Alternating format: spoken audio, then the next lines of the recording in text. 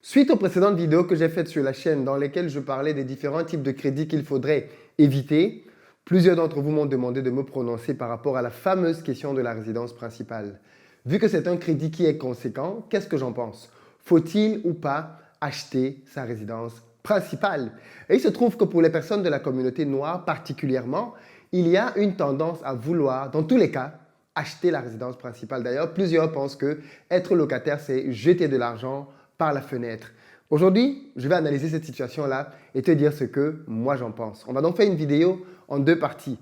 Première partie pour comprendre pourquoi est-ce qu'il y a cette idéologie dans nos têtes qui consiste à penser qu'on devrait à tout prix acheter, mais aussi dans un deuxième temps, est-ce qu'il est toujours pertinent d'acheter ou pas? Je t'expliquerai, d'après moi bien sûr, dans quel cas c'est pertinent d'acheter et surtout, dans quel cas c'est pertinent de rester locataire. Et en bonus, je te partagerai les principales erreurs que les gens font quand il s'agit d'acheter leur résidence principale et je te dirai surtout ce qu'il faut faire quand on veut réussir un achat de résidence principale. On va dire que c'est une petite formation donc dans laquelle tu verras peut-être un peu plus clairement la notion d'achat ou pas de la résidence principale.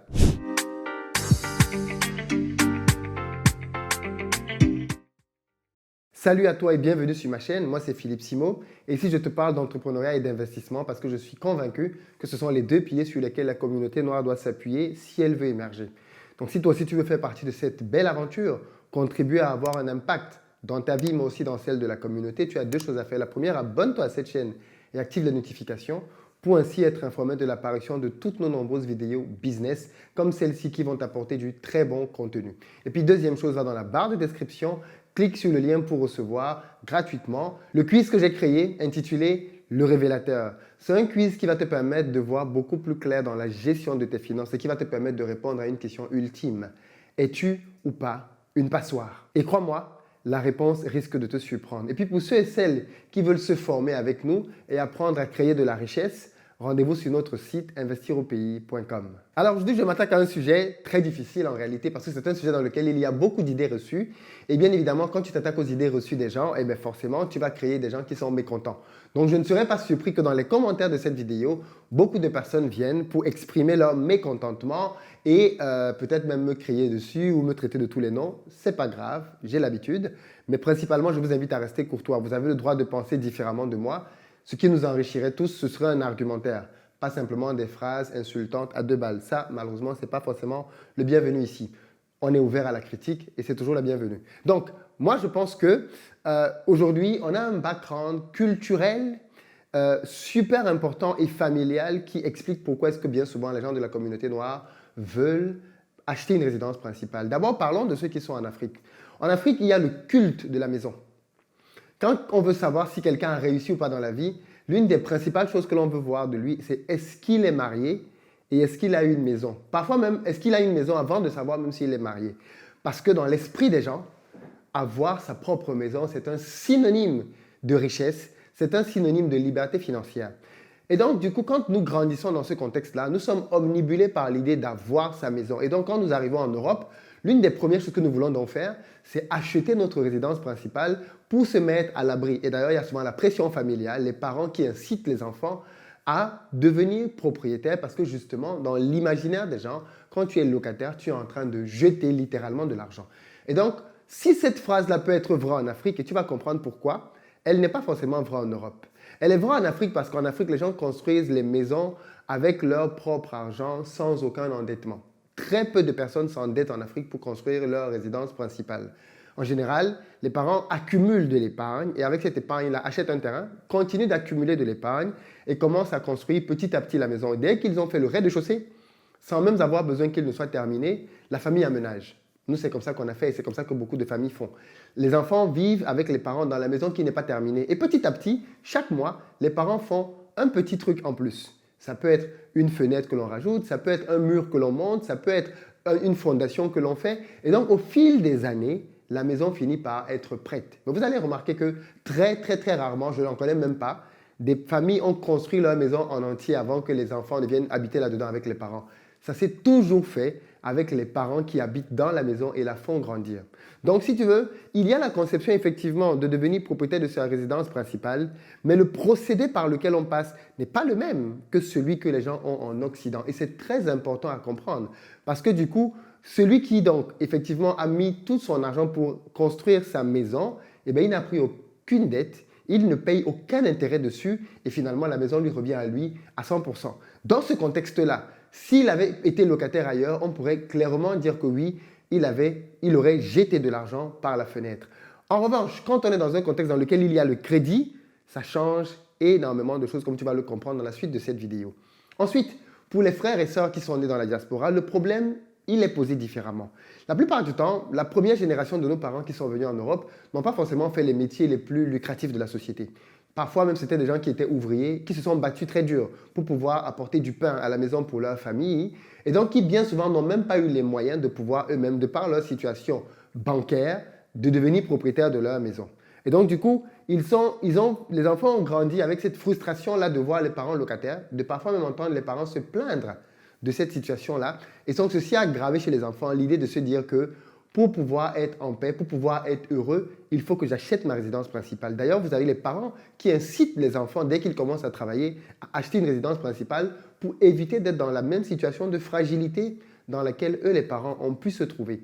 Et puis parfois, des parents, après énormément de travail et de sacrifices, parviennent parfois à acheter leur appartement auprès d'une banque. Et là, bien évidemment, c'est la fête, c'est la joie. Donc, du coup, les enfants grandissent aussi avec cette idée de se dire que si tu veux faire quelque chose de bien dans la vie, il faut que tu achètes ta résidence principale. Et vous allez voir beaucoup d'enfants, beaucoup d'adolescents, de jeunes, de jeunes adultes, on va dire, de notre génération principalement, qui font des vidéos sur Internet pour expliquer comment est-ce qu'ils sont contents d'avoir acheté leur résidence principale, comment ça a honoré leur mère, comment ça a honoré leur père, démontrant bien par là qu'il y a un vrai lien familial, affectif, émotionnel même, derrière l'achat de la résidence principale, plutôt qu'un lien économique et financier comme nous allons le voir aujourd'hui. Ça, c'est le contexte qui, d'après moi, fait que la plupart du temps, les gens dans la communauté courent après l'achat de la résidence principale. Mais maintenant, s'il faut regarder ça avec froideur et économiquement, est-il toujours vrai que louer, c'est perdre de l'argent? C'est une question que l'on mériterait bien évidemment de se poser. La première chose qu'il faut pouvoir dire, c'est que la location en réalité a beaucoup d'avantages, beaucoup plus qu'on ne veut nous le faire croire.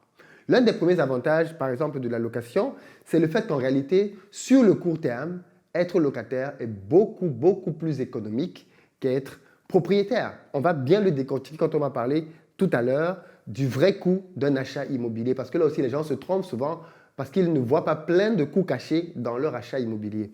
Un locataire, c'est quelqu'un qui loue un bien, il paye un loyer à la fin du mois et c'est tout.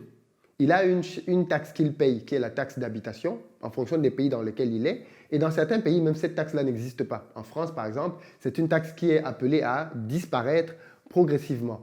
Et donc, du coup, en réalité, celui qui paie les principales taxes dans l'habitation, c'est le propriétaire, d'accord? Alors que le locataire, comme je le précise, il paie un loyer tous les mois.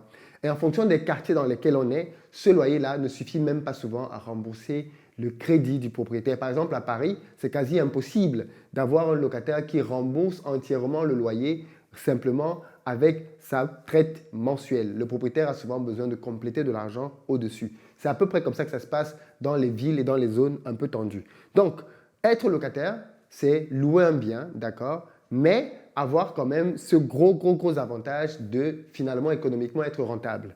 Deuxième élément, c'est la possibilité d'avoir une meilleure qualité de vie. Et ça, beaucoup de gens négligent ça. Quand vous êtes locataire, l'un des gros avantages que ça donne normalement, c'est que vous pouvez par exemple être proche de votre lieu de travail. C'est-à-dire qu'il faut juste considérer que beaucoup de gens, quand ils veulent être propriétaires, vont habiter à Perpète. Ils sont très loin de leur lieu de travail. Et donc, du coup, ils mettent dans les transports tous les jours 1h, 1h30, 1h45 pour aller au travail. Vous imaginez ce que ça représente comme temps, énergie perdue sur beaucoup d'années d'aller tous les jours 1h30 aller, 1h30 retour, le stress que ça génère, maintenant avec le coronavirus, les possibilités de maladies, d'infections dans les transports. Enfin, je veux dire, c'est juste énormissime, quoi. Et ça, bien évidemment, beaucoup de gens semblent l'ignorer. Mais la qualité de vie est un élément super important dans la vie. Autant je suis le premier ici à dire aux gens de reculer parce qu'ils n'ont pas d'épargne, parce qu'ils doivent se constituer une épargne pour pouvoir, par la suite, se permettre de réaliser certains projets dans la vie. Autant ceux qui ont de l'argent peuvent habiter à côté de leur travail, parce qu'ils vont avoir un gros gain en termes de qualité de vie. Imaginez si vous habitiez aujourd'hui à 15-20 minutes à pied de votre lieu de travail. Imaginez si vous habitez dans une ville qui vous offrait peut-être davantage de possibilités je sais pas moi, de distraction pour vos enfants, une meilleure bibliothèque, une salle de cinéma à côté, peut-être vos restaurants préférés pas très loin de la maison. Ça changerait considérablement le cadre de vie dans lequel vous pourriez évoluer. Et donc, bien évidemment, si le matin, vous étiez à 15 minutes de votre travail, avouez que ça changerait énormément de choses dans votre vie. Et donc, voilà, quand on est locataire, on peut se permettre justement d'aller à un endroit où on va payer un loyer peut-être un peu plus cher, mais on sait que c'est sur une certaine période, et ceci nous permettra d'avoir un vrai gain en termes de qualité de vie. Voilà pourquoi vous allez voir que beaucoup de gens préfèrent justement privilégier ce gain-là et aller habiter dans ce genre d'endroit-là. Ils savent qu'ils peuvent sortir par exemple tard le soir et rentrer chez eux à 10 minutes parce qu'ils ont les principaux restaurants, les principales salles de cinéma, tout ce qui les intéresse à proximité de la maison. Quand vous habitez à Perpète, il n'y a pas la salle de cinéma à côté, il n'y a pas plein de choses à côté. Et puis au bout d'une certaine heure, il n'y a plus de train pour arriver chez vous. Donc c'est totalement galère, quoi. Et tout ceci, bien évidemment, contribue à la qualité de vie. Et puis un autre élément qui est très important et qui est un avantage en réalité pour ceux qui sont locataires, c'est qu'ils ont une flexibilité énorme. Moi, locataire, je décide demain d'arrêter mon bail parce que je veux aller en Afrique, je veux aller en Amérique, je veux aller en Asie, là où je veux aller, je l'arrête sans problème. Je n'ai pas à me prendre la tête, j'arrête mon bail. Généralement, en un mois, je suis libre, je peux me barrer pour aller faire ce que j'ai envie de faire ailleurs. Ceci n'est bien évidemment pas possible dans les autres cas. Ceci n'est bien évidemment pas possible pour un propriétaire. Un propriétaire ne peut pas décider comme ça du jour au lendemain de « Ok, je quitte ma maison, je me barre et je la vends. » Non, non, non, non, non, non. Ça ne marche pas comme ça. Déjà, trouver quelqu'un qui va acheter ta maison, ça prend du temps. Parfois même, ça peut prendre une année. Surtout quand tu veux vendre à bon prix. Si tu es pressé de vendre, tu vas vendre moins cher. Tu vas brader ta maison. Par contre, si tu veux réellement faire une plus-value, eh bien, tu vas devoir être patient. D'accord? Tu vas devoir être patient. Et quand tu es patient, là, tu peux faire une vraie bonne affaire. Mais généralement, quand tu es donc patient ainsi, en réalité, ben, tu passes à côté de beaucoup d'opportunités dans la vie, quoi. Moi, je connais des gens comme ça qui, justement, ils ont eu des opportunités de poste en Chine. Ils devaient partir du jour au lendemain, ben, ils ont dû laisser leur maison, quoi. Ils ont dû laisser leur maison et laisser une agence commencer à essayer de la vendre. Ils l'ont vendu 4, 5, 6 mois après. Et donc, tu imagines, pendant 5 à 6 mois, ils continuaient de payer des rentes à la banque alors qu'ils n'étaient plus forcément dans la maison. Donc, être locataire a bien des avantages par rapport à ce qu'on veut souvent nous faire croire. Et puis, ceux qui disent que être locataire, c'est jeter de l'argent par la fenêtre, c'est faux. Tu as une prestation en contrepartie. Ce qui est plutôt dommage, enfin, qui peut être dommage, c'est les gens qui, justement, paient un loyer et habitent très loin. Là, effectivement, ils n'ont pas forcément tous les avantages que la location peut leur donner. Ils en ont même plutôt les inconvénients. Et donc, oui, peut-être que pour eux, ils peuvent contribuer, considérer que c'est jeter de l'argent. Et même dans ces cas-là, ce n'est pas vrai. Tu as un toit pour toi, ta famille, donc ce n'est pas contre rien que tu donnes cet argent-là. Maintenant, parlons donc de la deuxième partie qui, à mon avis, est vraiment importante. Ici, du moins la troisième, c'est le vrai coût d'un achat immobilier. Et il se trouve que des études ont démontré que parfois, pas toujours, mais parfois, le vrai coût d'un achat immobilier s'élève à 50% de la valeur du bien que tu as acheté. Ça veut dire que si tu as dépensé, par exemple, 200 000 euros comme étant la valeur de ton bien, au final, tu vas te retrouver à dépenser 300 000 euros pour pouvoir en jouir. Tu vois la différence?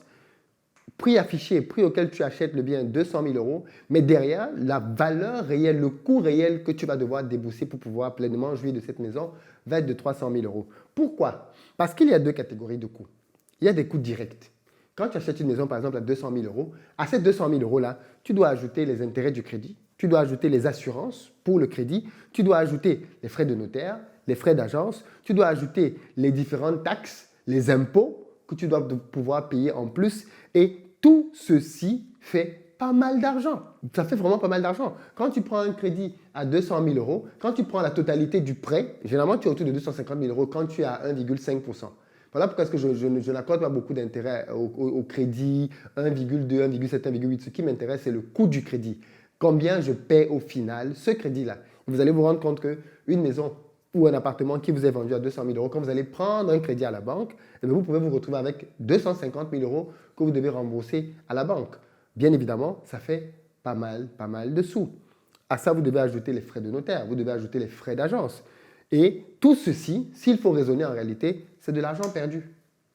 Bien sûr, les taux d'intérêt, l'assurance, le notaire, tout ce que vous voulez, c'est de l'argent perdu. On est d'accord? Donc forcément, vous qui disiez tout à l'heure, enfin ceux qui pensent que quand le locataire loue, il est en train de jeter de l'argent, eh bien, il faut qu'il sache que quand on achète un appartement, on a aussi une partie de l'argent que l'on rembourse tout le mois qui est un argent que l'on rembourse à vide. Il ne faut pas penser que quand je rembourse 800 ou 900 euros de crédit tous les mois, je suis en train de rembourser 900 euros sur les 200 000. Bien sûr que non. Une grande partie de cet argent-là est un argent que je rembourse à vide, que je rembourse pour payer l'intérêt, l'assurance, le notaire, l'agence, les frais et tout ce que tu veux. Et ensuite, à cela s'ajoute ce que j'appelle moi les coûts indirects. Maintenant que tu es propriétaire de la maison, bien évidemment, tu vas payer toutes les taxes, on est d'accord, ça c'est la base. Mais en plus, ce qui va être intéressant dans ton cas de figure, c'est que à chaque fois qu'il va y avoir un problème suite à toiture, par exemple, c'est toi qui vas payer. D'accord? Tu devras faire un ravalement de façade tous les 10-15 ans. Donc il y a des travaux qui sont là quand même, inhérents, et que toi, tu vas devoir prendre en charge constamment. Et ça, bien évidemment, c'est aussi à rajouter dans le coût de ta maison. Le locataire ne va jamais payer pour la toiture, il ne va jamais payer pour le ravalement de façade. Ce sont des frais qui reviennent au propriétaire. Et donc, quand tu prends donc tous ces coûts-là, en réalité, tu te rends compte que tout l'argent que tu payes, en plus de la valeur de la maison, eh bien, peut permettre à quelqu'un qui était locataire de pouvoir vivre plus de 5 ans de loyer sans aucun problème. Donc, tu vois un peu le truc? Ce n'est donc pas forcément toujours quelque chose d'aussi simple que ça à valider. Il y a donc une règle en réalité qui se détache sans avoir besoin d'entrer dans trop de calculs. La règle, elle est claire. Elle dit, si tu veux acheter une maison ou un appartement, il faut que tu saches que tu vas être sédentaire. C'est-à-dire que tu vas habiter là longtemps. Si tu veux avoir un style de vie nomade, alors il faudrait que tu sois locataire. Clairement, il faudrait que tu sois locataire. Et l'âge, le nombre d'années tangent, c'est 7 ans. Si tu sais que tu vas habiter à un endroit pendant plus de 7 ans, alors achète. Pas de problème. Si tu sais que tu vas être là pendant 10-15 ans, achète. Par contre, si tu sais que dans les prochaines années, tu as envie de rentrer au pays, par exemple, dans les prochaines années, tu as envie de changer de pays, par exemple, ne pense pas forcément à aller acheter un bien immobilier. Pose-toi plutôt la question de est-ce que le calcul que je veux faire me permet réellement d'être dans le bon côté de l'équation par rapport à l'achat? C'est super important de savoir répondre à ça. Et puis maintenant, il y a quelques points de ce qu'on a dit, il y a quelques règles en réalité que je veux partager avec toi qui vont te permettre de prendre des décisions facilement par rapport à ceci. La première, c'est plus tôt tu achètes, mieux c'est, puisque tu as au moins 7 années. Si tu achètes plus tôt, tu achètes en général quand on est en début de carrière, en début de vie de couple, les enfants ne sont pas encore là. En général, on va rester à un endroit un peu longtemps. Mais quand un certain âge arrive, que l'on pense vraiment à se diversifier, à rentrer en Afrique, c'est plus le moment d'acheter. Parce que clairement, tu n'as plus les 7 années devant toi qui sont en train d'attendre. Quand tu commences à créer des business au pays, tu commences à te diversifier et que tu te dis qu'à tout moment tu peux rentrer, ben, ce n'est pas le moment d'aller acheter. Clairement, ça n'a pas de sens. Tu devrais être locataire à ce moment-là. Ensuite, il faudrait que tu saches que le meilleur moyen pour toi de réussir ton achat immobilier, c'est d'acheter comme si tu étais en train d'acheter un investissement. C'est-à-dire que tu achètes ta résidence principale comme si tu étais en train d'acheter un bien que tu allais mettre en location. Pourquoi? Parce que c'est ce qui va se passer en fait. Tu dois acheter comme un investisseur. Un investisseur, quand il achète, il regarde deux choses. Il regarde la possibilité pour le bien qu'il est en train d'acheter de pouvoir être un bien qui s'autofinance, c'est-à-dire que les loyers pour ce bien-là vont pouvoir rembourser le crédit. Et puis, deuxième élément très important, il n'aura aucun mal à le revendre. Et quand il va le revendre, il pourra même se faire une plus-value. Voilà les choses que tu dois regarder toi aussi si tu décides d'acheter une maison. Tu ne dois pas acheter une maison uniquement sur la base d'un coup de cœur. Non, tu dois acheter une maison en te disant, la maison que je suis en train d'acheter, est-ce que demain, si je dois la quitter pour la mettre en location, le loyer que je vais recevoir là-dedans me permettra de rembourser mes traites à la banque? Premier élément. Et puis, deuxième élément, est-ce que le jour que je quitte cet endroit-là, est-ce que je peux revendre sans trop de difficultés ce bien-là en faisant une marge me permettant de récupérer non pas les 200 000, mais les 300 000? Tu vois que là maintenant, ça devient difficile, n'est-ce pas? Parce que toi, tu as vendu une maison à 200 000. Mais au jour où toi, tu veux la revendre, tu ne peux pas la revendre à 200 000 puisque tu as payé des frais de notaire, puisque tu as payé des intérêts du crédit déjà pendant quelques années, tu as payé un certain nombre de frais déjà que tu as avancés. Donc, à minima, si tu veux t'en séparer, il faudrait que tu puisses t'en séparer au moins à 250 000, 260 000. Mais quelle est donc cette maison qui prend 60 000 euros de valeur supplémentaire en quelques années? C'est super, super rare. Voilà pourquoi est-ce que beaucoup de personnes, quand ils se retrouvent à revendre, revendent à perte. Ils revendent en perdant de l'argent. Tu comprends le truc?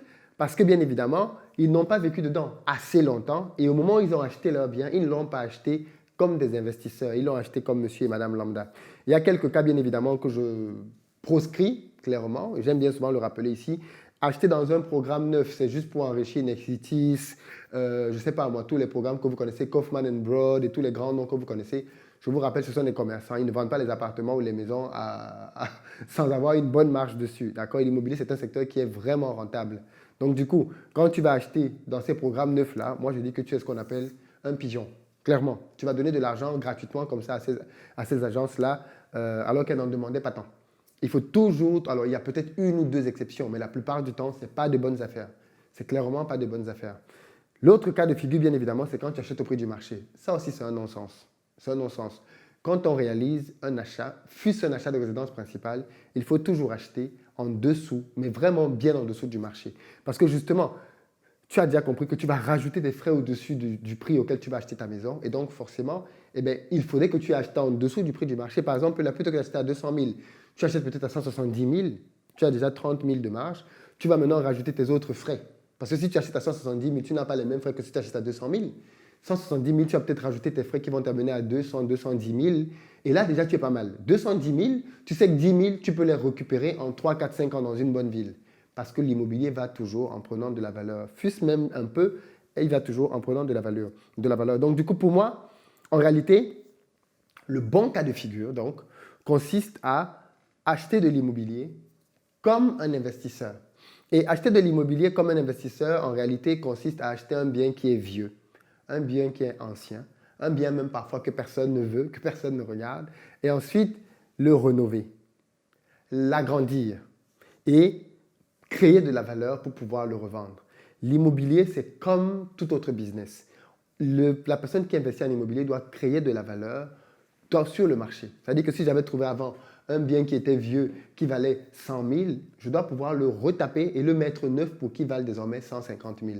Et la différence de 50 000, c'est moi qui l'ai créé. Donc, du coup, ça va générer mon enrichissement. Et ça, il faut le faire pour sa résidence principale aussi. Dernier élément avant de se séparer, il faudrait, quand tu achètes une maison, que tu te souviennes que c'est une maison que tu peux revendre à tout moment.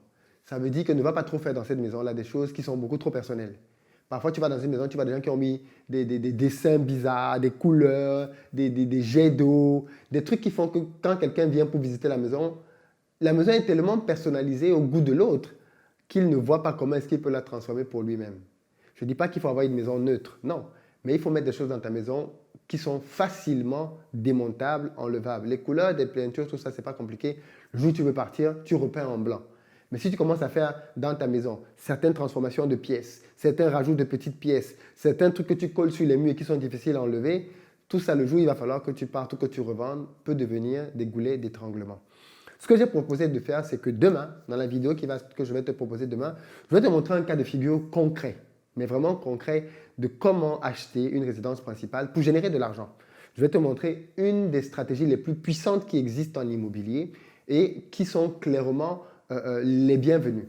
Mais pour qu'on en arrive là, il faudrait qu'aujourd'hui, tu me dises d'abord, qu'est-ce que tu penses de mon analyse?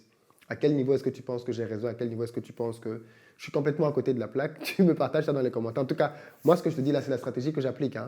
On achète, mais quand on achète, c'est avec toujours l'idée de revendre derrière. Donc, au moment où on achète, on établit un plan d'investissement sur l'achat. Et jamais par émotion, tout ce que tu veux. Et la vidéo qui va apparaître demain va donc te montrer l'une des stratégies les plus avancées en immobilier que l'on utilise et qui n'a rien à voir avec tout ce que les gens te disent en général, partout, à gauche, à droite, et qui en fait sont des moyens de gagner de l'argent, mais qui sont très très limités. Demain, on va avoir des moyens de gagner 100 000, 200 000, 300 000, 400 000, 500 000 euros sur des projets immobiliers et en plus, sans avoir à payer d'impôts dessus. Donc, finalement, des stratégies très très avancées. Donc, voilà un peu ce que je voulais te dire là-dessus. Je t'ai posé la question, qu'est-ce que tu penses de mon analyse? Et puis, je vérifie juste pour m'assurer qu'on a fait le tour. Et je pense que je t'ai tout dit pour aujourd'hui. Donc, je te donne rendez-vous demain. Je voulais m'assurer que je n'ai rien oublié du tout à te donner comme info. Et bien évidemment, partage la vidéo parce que je pense que ce type de vidéo peut vraiment sauver quelqu'un qui est sur le point de faire une bêtise. Beaucoup de personnes m'ont posé cette question dans les commentaires, ce qui suppose que beaucoup de personnes sont réellement dans l'hésitation par rapport à j'achète ou je n'achète pas. Est-ce que c'est le bon moment ou pas? Donc, j'espère que cette vidéo va leur apporter un élément de réponse pour qu'ils évitent, à minima, d'être des pigeons. Je te dis rendez-vous demain. Ciao.